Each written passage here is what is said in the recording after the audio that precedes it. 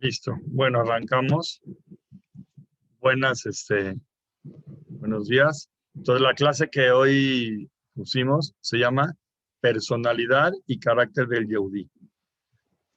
Esta puse así el dato. Busqué algo de pesas, pero no tenía nada específico. Y no dije, ya mejor doy algo así general. Si luego encuentro algo de pesas y nos da tiempo la próxima semana, pues damos la clase. Ya, si no, pues no daremos. A lo mejor entre semana o así. Hay la fórmula que traemos aquí en Personalidad y Carácter del Yehudí, es que existen tres elementos que caracterizan la personalidad y el carácter de un individuo Yehudí. Dice, estos tres elementos se heredan en cierto modo de uno a otro. O sea, acá es como tipo algo de genes, como genética, por decirlo de alguna manera, y se van pasando de uno a otro, de uno a otro, de uno a otro, y es, digamos, una forma para poder distinguir si realmente tiene ascendencia yehudí o no. La primera que está escrita es que un yehudí es de naturaleza tímida y se avergüenza fácilmente. Eso como en hebreo, ¿cómo lo llaman? Baishanim. Baishanim es que si les dicen algo les da pena y así, no son gente descarada, son Baishanim. Otra característica que trae es que los Yehudim son innatamente generosos y altruistas. ¿Eso cómo se llama? Gomble Hasadim. Y la otra es que son por naturaleza compasivos, son Rahmanim. Entonces hay tres, Baishanim, Gomble Hasadim y Rahmanim. Entonces que una era tímidos y se avergüenzan fácilmente, la otra generosos y altruistas, y la segunda que es de naturaleza compasiva. Son los tres que trae como características de personalidad que se deben de ir, que se heredan de una generación a otra como tipo genes. Los rabinos del Talmud estaban tan seguros de estos tres rasgos de carácter genético que ellos afirmaron que si ven a un judío que no tiene una de estas tres características, es una persona propicia para dudar de sus antepasados. Y decían que sus antepasados no estuvieron presentes en el monte Sinai. O sea, decían tal vez étnicamente esta persona tiene alguna mezcla o alguna idea ahí que por etnia no es 100% yehudí, porque no tiene las características que tendría que tener de alguna idea genética. O sea, hay muchas cosas que dicen que, por ejemplo, Belateshvi hablando de ciertas enfermedades, unas que dicen que son exclusivos de cierto grupo de Yehudim, que por genética tienen uno al otro y se la van pasando.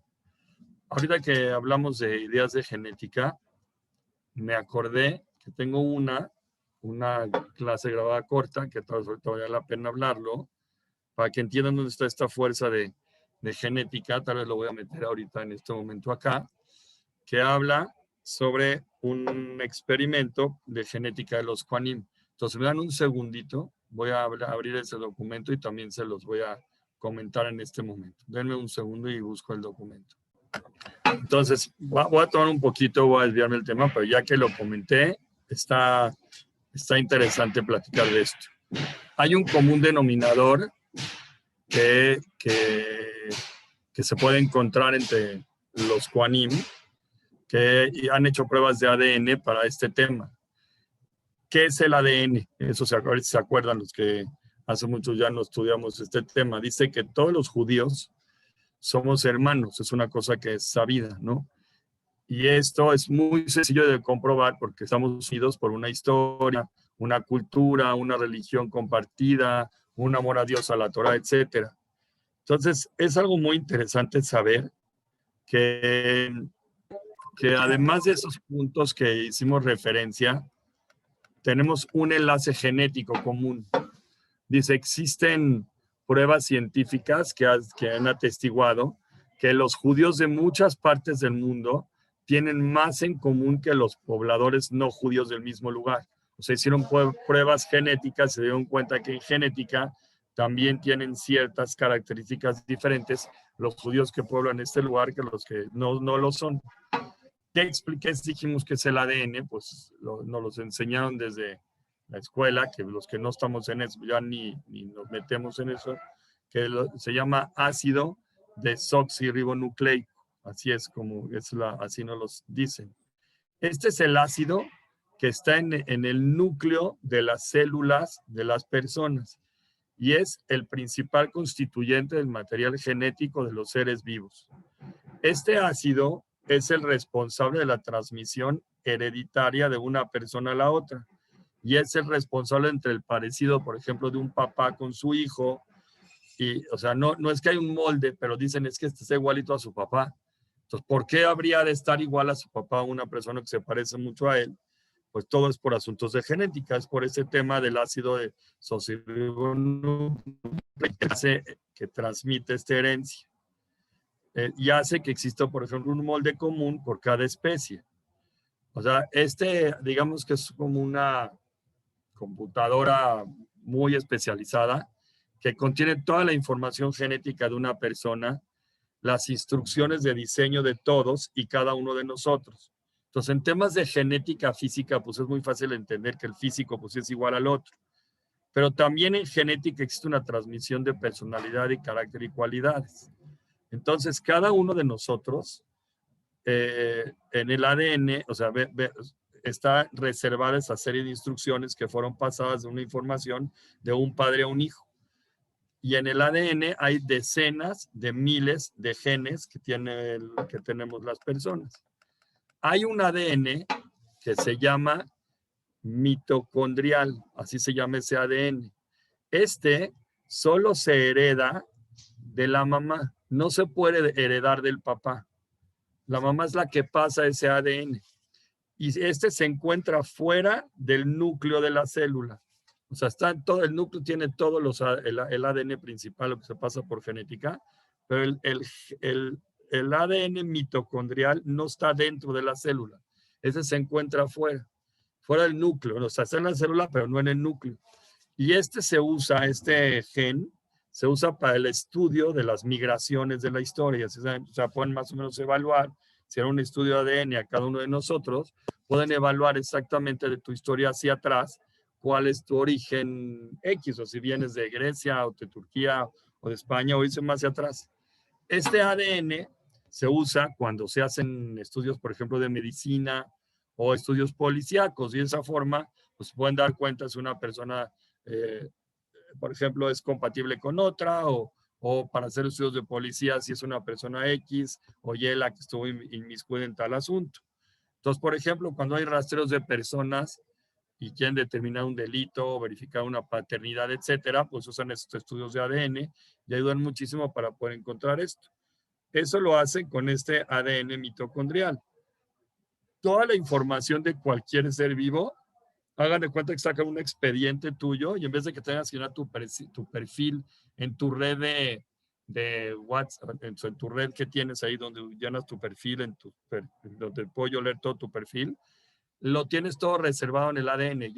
Un científico que puede investigar y puede tener muchísima información de la persona solamente por investigar este ADN.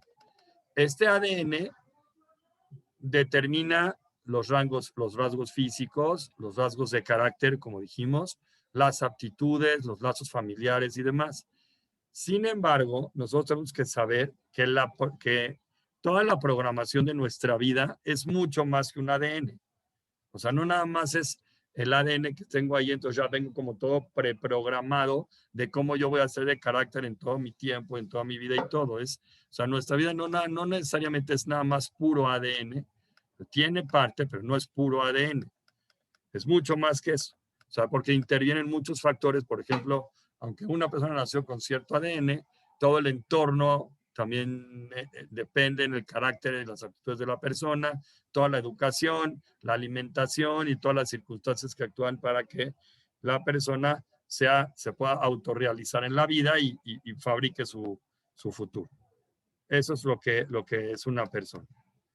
Cuando hay una unión de pareja, una pareja se va a casar, X y Y los deciden casar, y pues de ellos se va a formar un nuevo ser humano. Entonces ellos van a unirse y van a nacer y van a tener hijos y así.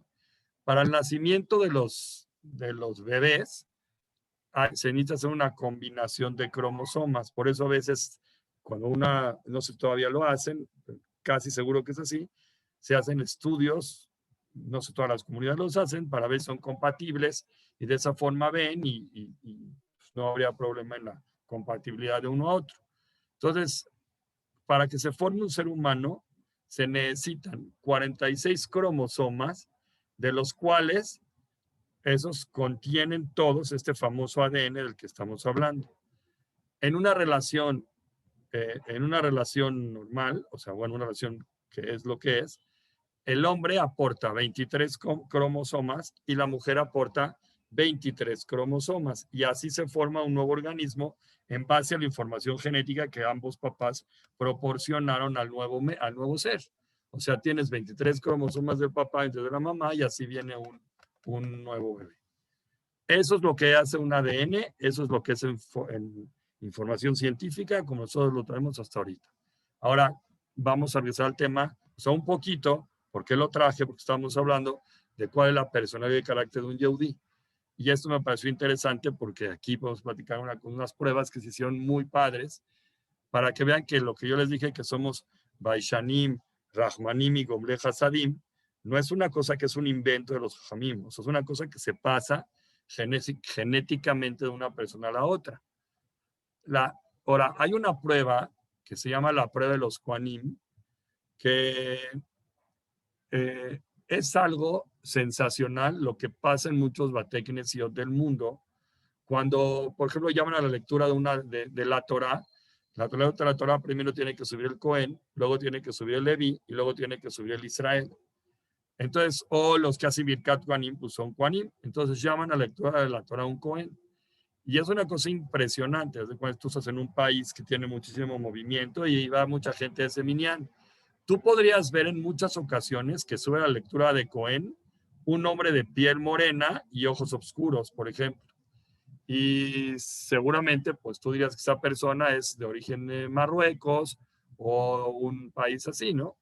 Y en otras ocasiones vas al mismo minyan o a otro minyan y ves que en Cohen sube un señor rubio de ojos claros y probablemente es originario de un país europeo. Y lo sorprendente es que los dos son Kohanim. Entonces, ¿cómo los dos van a ser Kohanim descendientes de Aarón si unos son morenos y otros son rubios? O sea, y los dos son Kohanim. Está un poco raro, a menos o sea, es una cosa que es muy simpática, ¿no? O sea, es una cosa que se pasa de genética y los dos son Kohanim y los dos son descendientes de Aarón. Te toca un rubio y te toca un moreno. Entonces, en el año 1997, a principios de ese año, hubo una publicación, un artículo en una revista que se llamaba Nature, donde 188 judíos de Israel, Inglaterra y Estados Unidos, al nacer les hicieron un estudio de ADN y encontraron que el 98% de los participantes de la encuesta, de los participantes Kohanim, porque pues no todos eran Kohanim, o sea, había 168 participantes judíos, entre ellos había Kohanim, Leví, Israel, y dijeron quiénes son Kohanim, entonces sacaban una división, y ellos, cuando hicieron este estudio de ADN, vieron que el 98% de los participantes que ellos dicen y se dicen Kohanim por su familia, ellos tenían cromosomas similares. Y lo que no era así con aquellos que no eran Kohanim. O sea, los que no eran Kohanim, no tenían esos cromosomas que tenían los que decían que eran Kohanim. Y estos resultados conmocionaron, o sea, hicieron una conmoción muy grande a los investigadores de ese tiempo y ya les gustó, ¿no? Entonces repitieron la prueba nuevamente, ya unos años, o sea, un tiempo después, y encontraron que hay 6 cromosomas iguales en 97 de 106 Kohanim participantes. La probabilidad de que esto suceda es 1 en 10,000, para que entendamos lo que estaban ellos encontrando. Es sorprendente que ya que todas estas personas de alguna forma están relacionadas con Aarón Cohen, aunque, o sea, desde una distancia de 3,300 años atrás, y sin embargo, todavía los que son Kohanim sigan presentando todavía este tipo de cromosomas y se sigan marcando como una línea de Kohanim. Entonces debe ser que ellos sí son Kohanim porque siguen marcando ese cromosoma. Después, en el año de 1998, un año después, año y medio después, esta misma revista Nature, cuando vio todo este experimento, publicó una prueba que se hizo con los Leviim, porque ellos también ellos vienen de Moshe, hermano de Aarón, para ver si presentaban el mismo resultado que los Kohanim. Y notaron que los cromosomas de los Kohanim no estaban presentes, de los Leviim, no los tenían. Entonces, ellos son Leviim y no, aunque aparentemente puede decir que también son, tendrían que aparecer en ellos, en los Leviim no encontraban esos cromosomas. Acá dice que puse en un título que se llama La relación con mis primos, que ahí puse que la relación con los primos en la mayoría de los casos siempre fue considerado algo muy extraordinario, porque todos nosotros sabemos que algo muy especial que nos une son nuestros lazos familiares, etc.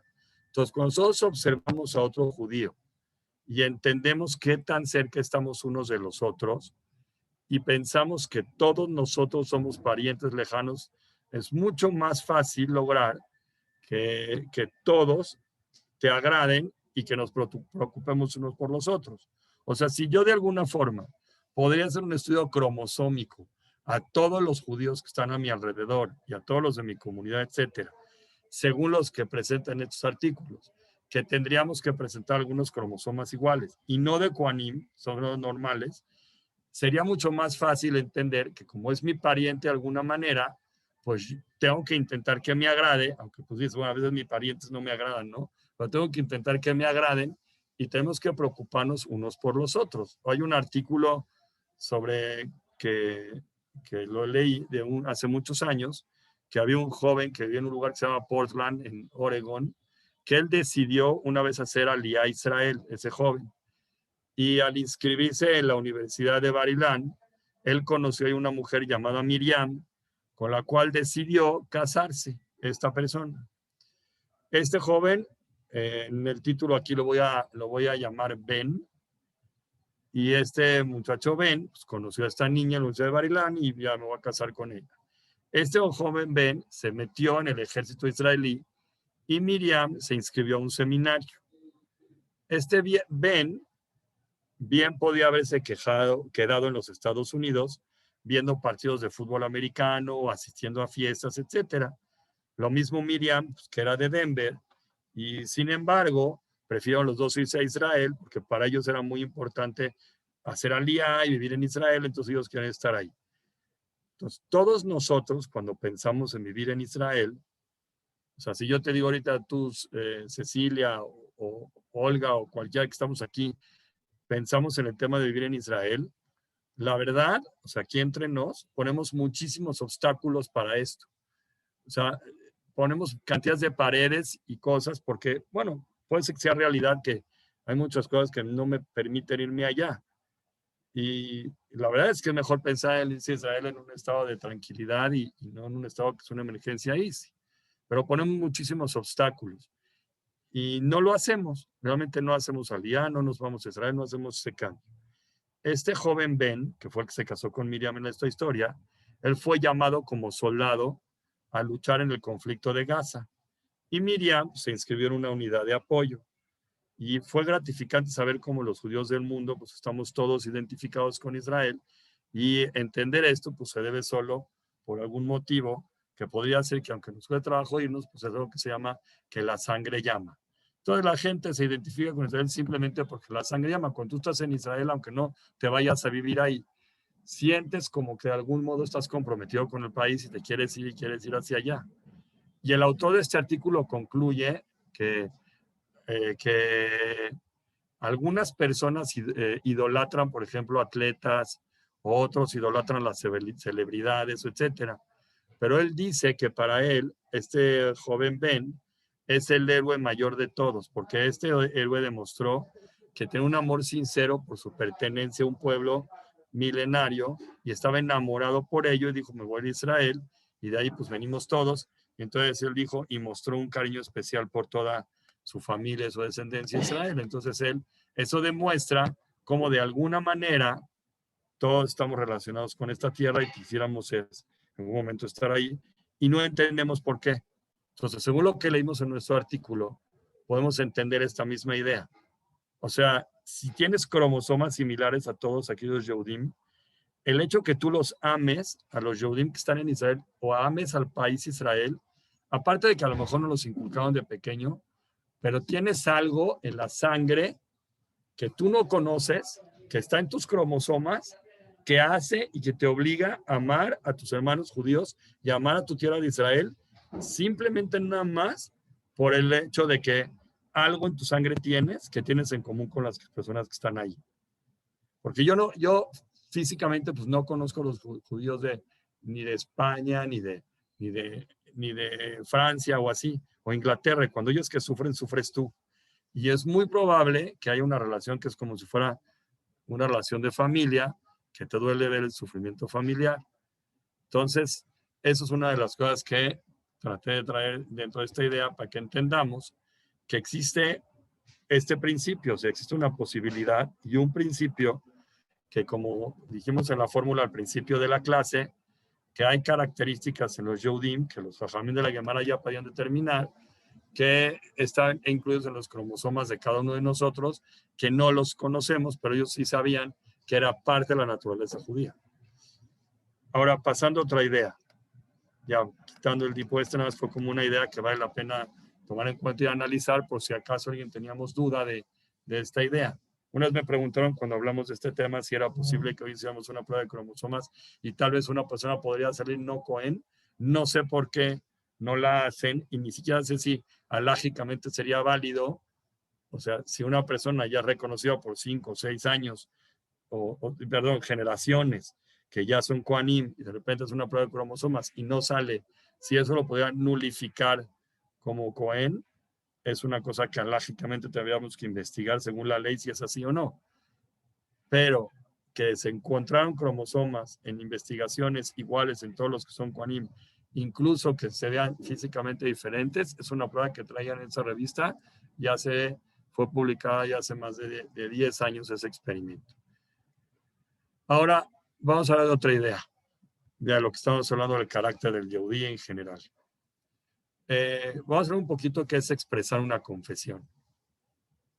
Según explica el Rambam, Maimónides, todas las transgresiones que la persona comete tendrían que ser expresadas con la boca al momento de confesarse. Por ejemplo, uno está arrepentido por algún error que hizo. Si nada más piensa que él está arrepentido y dice, bueno, yo ya decidí en mi mente que quiero corregir mi error y es una cosa nada más exclusivamente mental, según el Rambam no cumplió en su confesión a su error. La persona tendría que hacer una confesión con la boca y confesarte frente a Dios. Esa confesión que la persona hace con su boca frente a Dios por una falla, eso se llama vidui. Vidui es como yo te expreso mi falta. Y al expresarlo, la persona tiene que sentir un verdadero arrepentimiento y vergüenza por haber hecho eso. O sea, la pregunta es, ¿por qué tenemos que sentirnos realmente avergonzados por ello? O sea, ya hicimos una fe. ¿Por qué tengo yo que sentir esa vergüenza? Y es lo que dijimos arriba. Los Yehudim les da pena. Entonces, la vergüenza, como ya expresamos al principio de esta clase, que es una condición de carácter judío, y contradice de forma directa la idea de ser insolente, que en hebreo se llama chutzpán. O sea, el que es insolente se llama chutzpán. El que le da pena y da vergüenza se llama baishan. Entonces, si una persona expresa con vergüenza, pues está haciendo relucir una cosa que lo caracteriza como judío. Si es insolente, se está yendo en contra de lo que hablamos antes, que tenía que ser una peculiaridad tuya. Esa vergüenza es un atributo que nos pertenece a todos. Por lo tanto, los Jajamim indicaron que tenemos que hacer despertar en nuestro interior esa cualidad, porque si no la despiertas cuando es una confesión, o sea, la dejas ahí dormida, puede ser que de repente ya no, ni siquiera te enteres que la tienes. Cuando uno hace vidui sintiendo vergüenza, entonces eso nos distingue al momento de expresarnos por nuestros errores frente al Creador, tratando de sacar del interior esa pena. Y hacemos resaltar la vergüenza como un principio básico de la teshuvá o el arrepentimiento. Entonces, por eso es muy importante utilizar eso, para que lo mantengas, lo utilices. El Maimónides, que es el que dijimos, el Rambam, que se escribió esta ley, él hace alusión en sus libros de leyes con respecto al tema del vidui, sobre el orden y la forma correcta de expresar nuestras faltas con Dios y con nuestros semejantes. Esto es una cosa que es muy bueno que tomemos nota y nos acordemos cómo hay que hacer. Él dice que la forma correcta es decir en voz baja. O sea, lo dices con la boca, pero no tienes que gritarlo a todos los lados para que todo el mundo oiga lo que hiciste. Tú tienes que decir en voz baja, me avergüenzo de mis acciones equivocadas.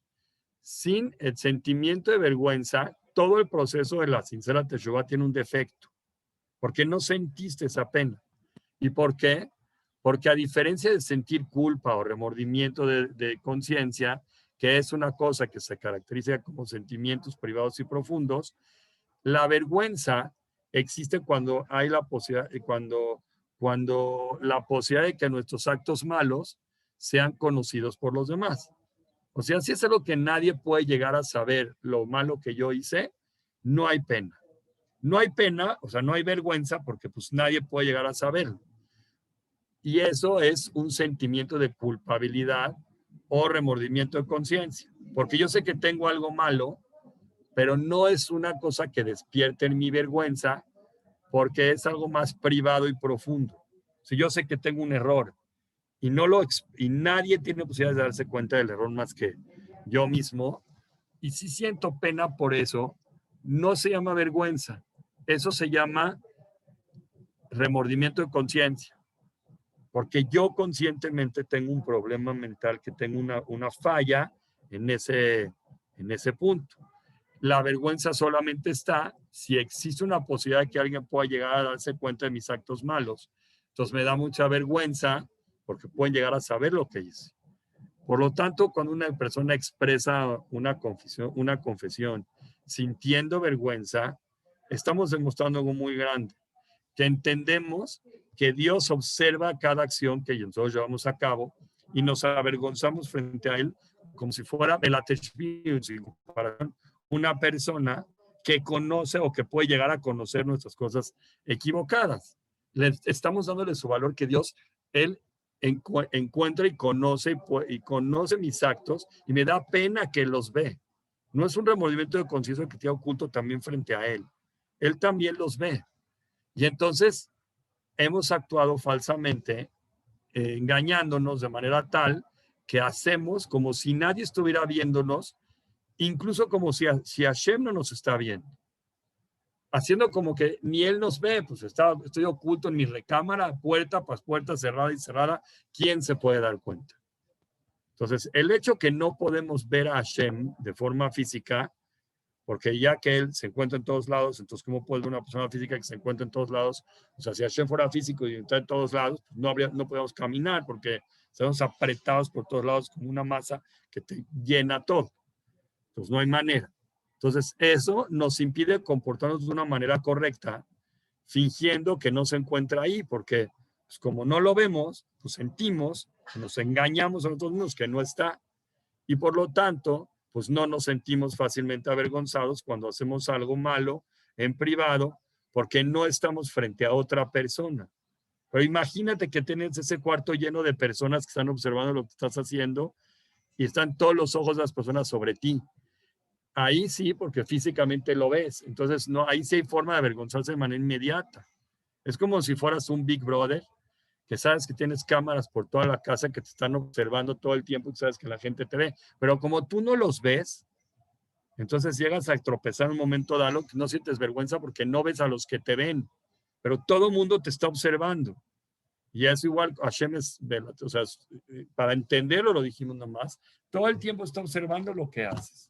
Entonces, si Él está observando todo lo que hacemos, entonces tendríamos que sentir pena, pero como no lo vemos, pues no sentimos vergüenza. Y así lo hemos visto en el ejemplo que puse.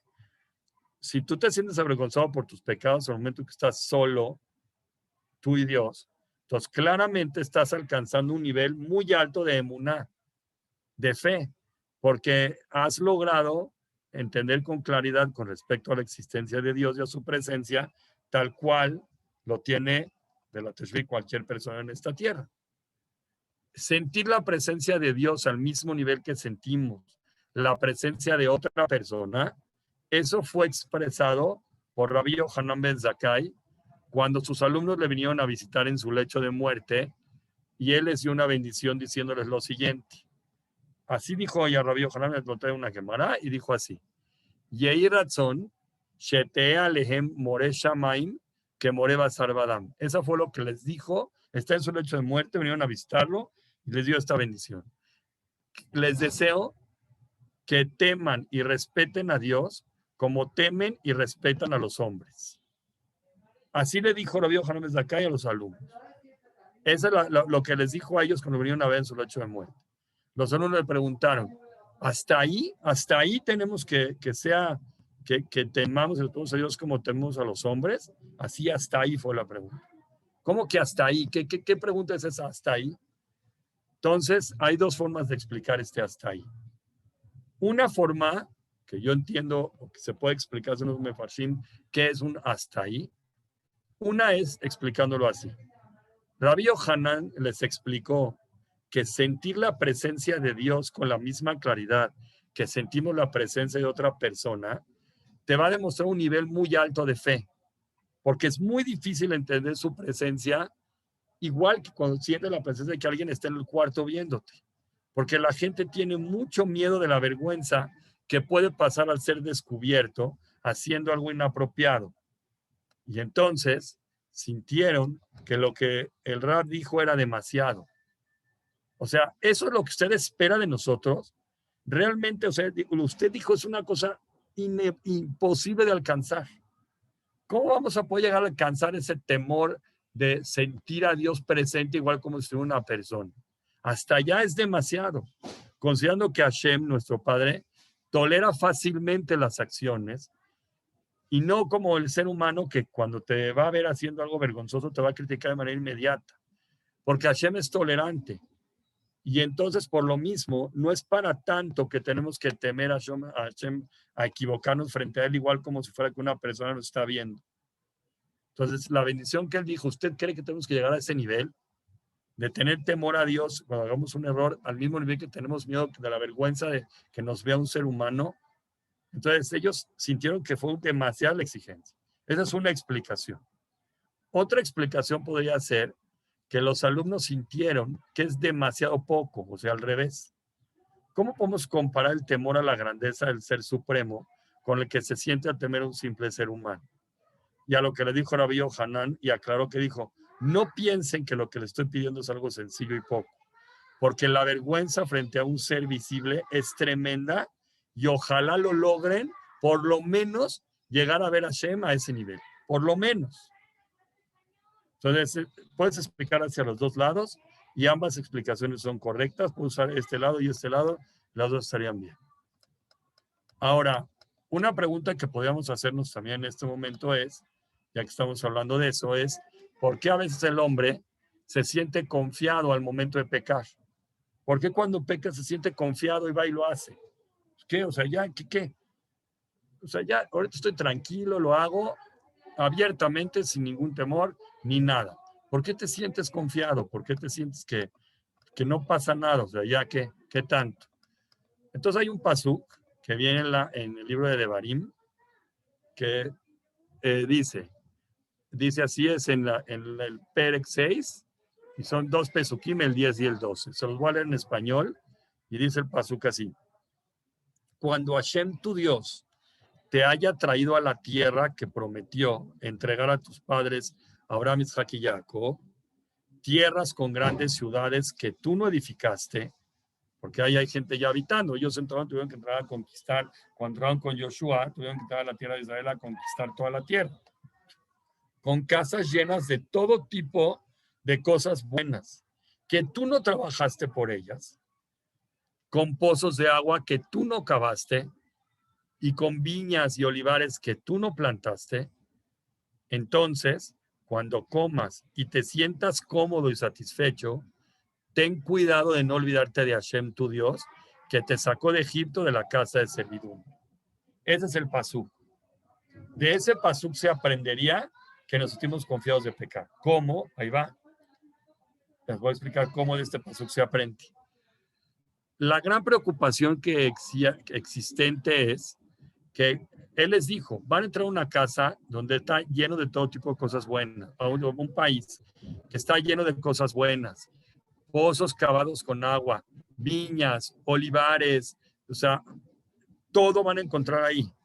Entonces, la preocupación es que cuando hay una prosperidad grande y todo lo que ves de esa prosperidad en tiempos de paz, que todo prospera y hay paz, está muy bien. Cuando todo está tranquilo y cuando se le otorga a la nación una tierra completamente lista, donde no hay que ejercitar mucho esfuerzo para poder plantar todo lo que ya hay ahí. Cuando el pueblo conquista una tierra ya trabajada, con casas listas para ser habitadas, campos sembrados listos para ser cosechados y viñedos ya dando sus frutos, es una trampa en muchos aspectos psicológicos y espirituales. ¿Cuál es la trampa de entrar a una ciudad que ya está todo listo para tener goce de ella? Existe algo llamado los efectos negativos de la riqueza, que se llaman cuando hay mucha abundancia. Cuando uno tiene todo lo que necesita, todo lo que él quiere y todo lo que desea lo tiene a la mano, pues tiene suficiente para poder comprar lo que quiera. Una persona así tiene muchos problemas que le pueden llegar a afectar en personalidad. Se puede volver arrogante, se puede volver desagradecido, egoísta. Y la Torah misma muestra una gran preocupación por este problema. Porque la gente que fácilmente puede ser afectada por este problema es aquella que tiene todo lo que quiere por herencia. Porque él no trabajó, porque sus padres trabajaron todo y todos se los dieron ya servido en la mesa, ven y come lo que te doy, sin haberse esforzado con su trabajo por lo que ahora poseen. Llegaron por herencia y obtuvieron 1000 cosas. El esfuerzo verdadero lo hicieron ¿quién? Sus papás. Ellos no hicieron el esfuerzo. O sus abuelos cuando construyeron ese imperio de abundancia material del que ahora ellos están gozando. Entonces, ¿cuál es el grave error? Aquí existe cuando los mismos padres creen que al heredar una gran abundancia material a sus hijos, les están permitiendo gozar sin esfuerzo de todas las cosas que ellos dieron. Están cumpliendo el sueño que cualquiera desea para ser feliz.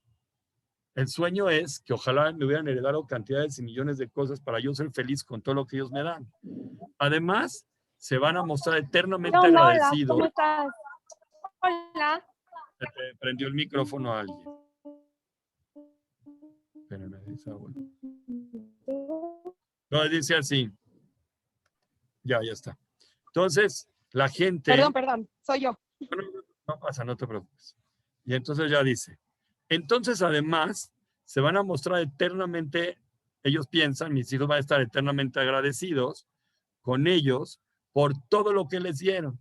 Y al ser ellos muy generosos con sus hijos, al darles todo, pues sus hijos van a cultivar de manera automática la misma generosidad de aprecio y obediencia que ellos cultivaron con sus padres cuando no tenían todo. Esa es la teoría. Esa es la teoría que los papás hacen cuando se equivocan, heredando todo a los hijos. Esa es la teoría. O sea, bueno, así se ve. La teoría del padre. ¿Cuáles son los resultados? Es lo que se observa de manera más común en los hijos, que en lugar de comportarse con agradecimiento profundo, la verdad es que no aprecian ni valoran las cosas, porque dan por sentado que todo lo que tienen realmente lo merecen. Y así debe de ser. Y no se cultivan con deseos de dar. Y al contrario, siempre están sintiendo la necesidad de obtener cada vez más, porque creen que el mundo entero les debe algo, porque todo lo tuvieron en charola de plata. Y principalmente aquellos que siempre les dotaban de sus necesidades de manera inmediata, pues así tendría que ser por siempre. Cuando Moshe Rabenu le habló al pueblo sobre su herencia y todo lo que Hashem les va a conceder, entonces que era toda la tierra de Israel y que van a entrar a la tierra de Israel y así, entonces temía que el pueblo se va a enfermar de este mal, volverse arrogantes, ya no va a querer dar, van a ser malagradecidos, van a ser egoístas, porque todo está hecho de plata. Por eso el Pasuk les dijo ahí al principio, les dijo cuando lo leímos, que ten cuidado de no olvidarte de Hashem, tu Dios, porque te sacó de Egipto de la casa de la servidumbre. Él te dio todo. Cuando ya llegas a tener todo, te puedes olvidar de quien te lo dio. Y fue lo que ellos, Moshe tenía miedo. Entonces, si ahorita te va a conceder todo, se van a enfermar de esto. Van a decir, Dios me va a dar todo simplemente por ser su hijo elegido. Y no importa cómo me comporte, porque Él está comprometido conmigo de darme todo, porque Él me eligió a mí para dármelo. ¿Cuál es el resultado? Una nación egoísta y demandante, etc. Entonces, por eso la gente muchas veces cae de una forma fácil a los medios del pecado, porque se olvidan de Hashem, porque lo tienen todo. Entonces, como lo tienen todo, entonces es muy fácil estar confiados al momento de pecar y creer que te sigues mereciendo todo, como si fueras él, el hijo de Hashem elegido, que de cualquier modo te va a seguir dotando de todo lo que quieres. Sobre la fórmula que aplicamos arriba, que nosotros tenemos que ser Baishanim, Gomle Hasadim y Rahmanim, tenemos que considerar las cualidades de la persona del Yehudí y hacer que éstas se hagan visibles. Si yo te dije que en tus cromosomas, en tu interior, tienes este tipo de cualidades como herencia de tus padres, entonces procura hacer, como Yehudí, que estas cualidades se hagan visibles. Que realmente sí se note que eres Rahman, que eres Gomel Hasadim y que eres Baishan. En primera instancia tienes que apreciar y expresar la permanencia ilimitada y fija de Dios en todo.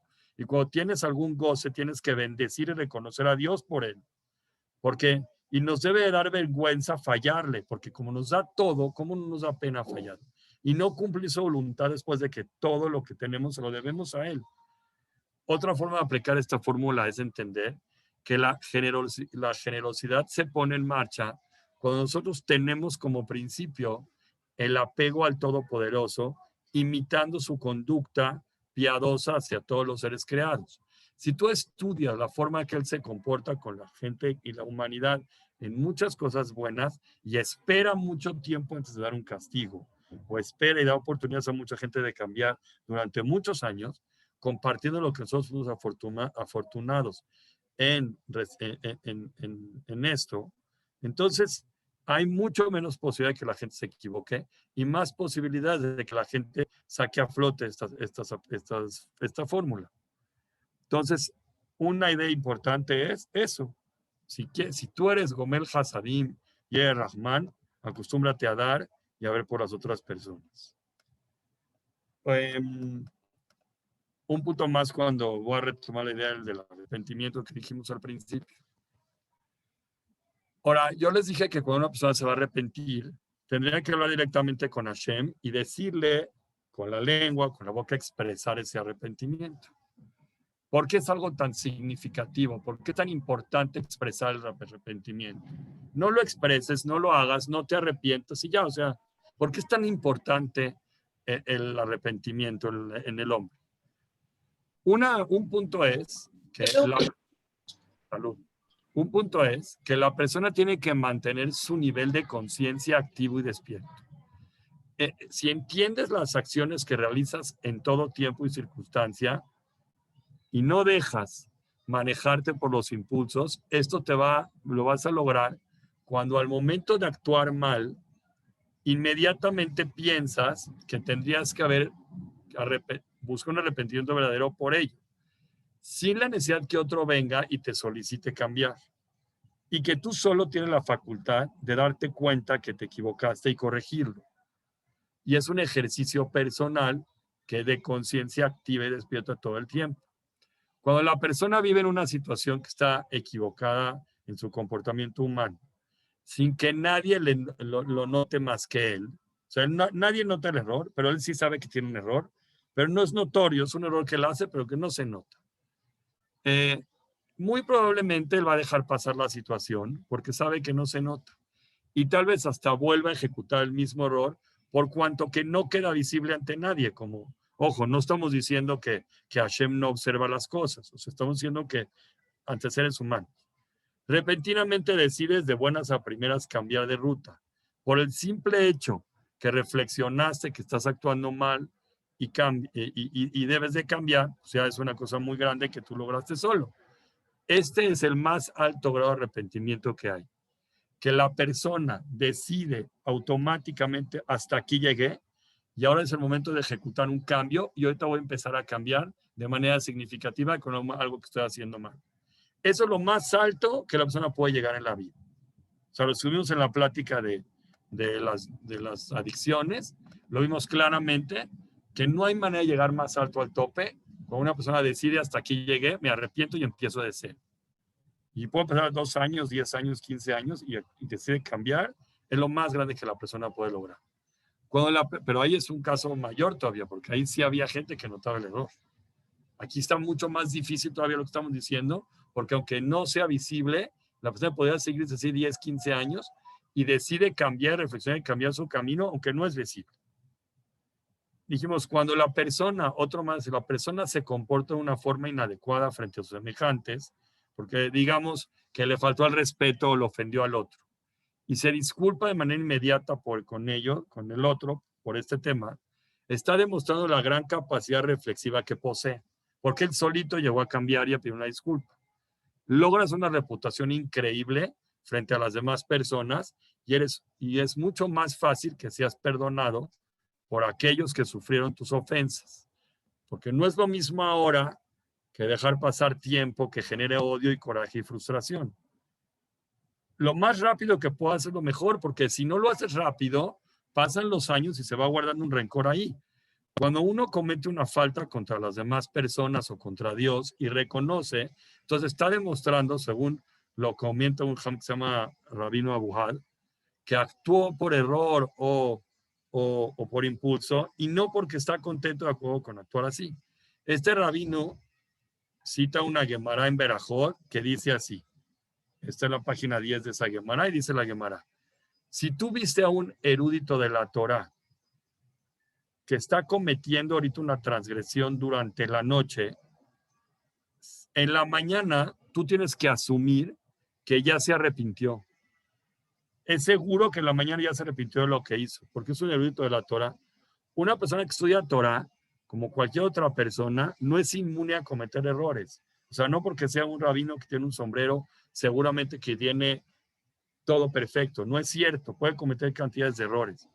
Pero el estudio y la profundización de los preceptos divinos le ayuda a esa persona y a todo el que estudia a desarrollar un mecanismo ético interno que lo mantiene consciente de manera activa y te alerta que cuando hacemos algo mal, entonces te impide volver a cometer ese error.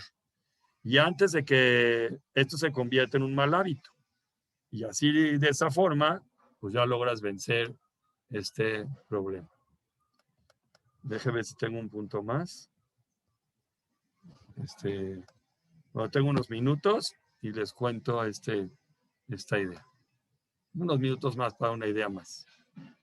Y ya con esa la cerramos. ¿Por qué a veces la persona se ve con la necesidad de fingir? Que quiere mostrar algo que no es. Dice que cada uno de nosotros tiene un inmenso sentimiento de placer cuando nosotros somos capaces de ser autosuficientes. Nos encanta no depender de nadie. Nosotros nos escapamos de la ayuda ajena y lo más grandioso que puede hacernos sentir confiados, nos puede sentir maduros y con la autoestima muy alta, porque somos completamente independientes. Entonces es lo máximo, te sientes muy bien. Las características de ser penoso, misericordioso y gustoso por hacer favores nos dan cierto título de nobleza. Sin embargo, por desgracia, en muchos sectores de la sociedad se hace ver a las personas nobles como si fueran tontas. Si tú eres una persona buena, a veces te hacen ver que este es medio tonto, pero no es tonto, es noble, es bueno, tiene buen corazón, pero no es tonto. Y este sentimiento te puede ocasionar que en muchas ocasiones se tenga que buscar un apoyo externo y que nos permita recobrar esa fortaleza, porque la sociedad misma nos pide, nos hace sentir menos. Pero por causa de la búsqueda exagerada de la plena independencia, entonces, como uno quiere ser independiente, no buscas ayuda y no recurres a nadie para esta cosa. Y entonces finges tú tener otro tipo de personalidad que no refleja realmente quién eres. Como tú quieres, eres muy bueno, pero te sientes amenazado por el ataque y no quieres buscar ayuda porque tú quieres ser independiente, entonces decides, mejor sé yo, ser una persona más agresiva. Cuando en tu interior realmente no eres así. Tú internamente eres una persona maravillosa y tienes un corazón de oro y eres muy dador y eres muy dado y ayudas a muchos, es muy noble. Pero como tienes miedo que te tachen como tonto, entonces en vez de buscar sobresalir y entender qué es lo que vale, finge siendo una persona enérgica. Cuando se experimenta el acoso social, uno puede despertar sentimientos de culpa y vergüenza, y eso es un miedo tremendo cuando ves una imagen pública deteriorada, o sea, te da miedo. Y eso en muchas ocasiones te preocupa más que tu propio interior y prefieres mostrar al mundo una persona distinta de la que tú eres. Cuando el acoso es muy repetitivo y no se busca una solución que te ayude a enfrentar este problema, cuidando tu seguridad interior, se pueden llegar a tomar acciones que empiecen a trastornar la imagen general tuya, haciendo creer al mundo muy distinto de lo que en verdad tú eres. Pero todo es una obra de teatro. Entonces hay que cuidar la esencia. Hay personas que realmente saben hacer florecer sus buenas virtudes y pueden causar influencias positivas en otros cuando el otro está sufriendo. Y eso es un gran acto de gesed. Es mi gesed, misericordia y bondad. Actúan en contra de la vergüenza ajena y saben combatirla porque en esencia también son penosos y saben ponerse al lado de la víctima.